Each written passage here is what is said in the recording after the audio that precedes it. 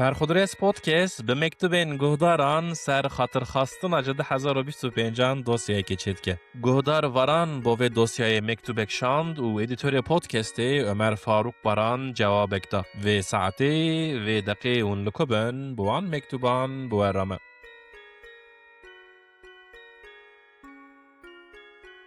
جبو من سال 2025 یک جتشتین هری خاش ناسکرنا پرخودرس پودکستی بو. مهاداره پرخودرس پودکستی سر نوروزی نامه این گهداران دوشاندن. به تاثیر نامه این نوروزی حوالتیا منو و پودکستی دست بکر و حسکرن هر کچو بر به مبتلابون واچو. جوان روز نوروزی حتی نها لبندا آنونسا و پودکستی مه. ورا پرخودرس پودکستی. از لگلک جیو وران لخلکی نوین بریجی دار دکم آنها از دکارم ببیجم من نیف ختم کریه ور خویای حتی نوروز 2026 یعنی حتی 4 سال یا پرخودرس پودکستی از وی به تمامی ختم بکم ده ایجار نزانم چوا لهو راستاتن به دمهین بری مبتلای پودکستی و ادیتور پودکستی یک جمیردینی هاتبو یک جرها هاتبو لآمده لقونسرا کوم آمده راستی هفاتن پشتی من وی دیت جبو چوینا جموی از فکریم من فدیا لسرخا آوید و من یک سر چو سلاوه دای به حمبیس کرناوی کیف خوش بوم هما و لسر پیان ام پیوین وقت من تنبو از شوم پیشی حوالین خوا جخا من ندخواستوی عاجز جی بکم لی از بیجم دما درفت چه ببه جارجران پرخودرس پودکست دکاره بگودارن خرا وره باهف پرخودرس پودکست ای سال د لیسته منا سپوتیفای دا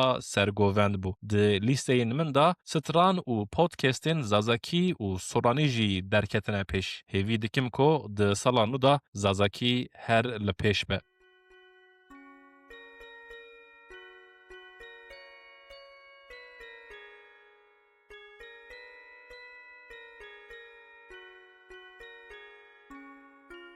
گودار وران حیران بری هر تشتی سپاس بو وان گوتنین شیرین شکر د جرندی و کباری آخا بحثا پرخودرس پودکستی دکی و تبچلنگی و قشنگی آخا دسمالکی ددی دسوی کو ببه سرگووند سپاس پر سپاس دوی قنصر کو محمد دا خنجی ته ازو چند گهدارندنین پرخودرس پودکستی لهو راستاتن جبر کو تاریا ایوار و شوه بو چابین من رند ندیدین د قنصر دا و جبر دنگ قنصر و قلبالغی من دنگ دوستین پرخودرس پودکستی رند ندبیست لی من صمیمیت آوان نولا آت جدل هیسکر جارجاران کو فرسندا ریو مشه بدست من دکوه از جی ودکم لخلکین بره ین پرخودرس پودکستی گوداری دکم دنگ من مینا کو جدور جدنیای کدن به تیمن هنجاران ناس ناکم دنگی خواه هنجاران دبینم کو از دلزوبزی دا کتمه قیده حیات چیه کو چند قیدن ام به قلم و دفتران لدوخا دهیلن پرخودرس پودکست دفترا دل گهدارن خایجی دوزانی لوی دفتره هبونا نوتن گنج گهدار میناته طاقت و قوت ددن دقده داره 2025 سال 2026 جی ازی لبندا مکتوبین تبم دا بدلن خاش گووندامه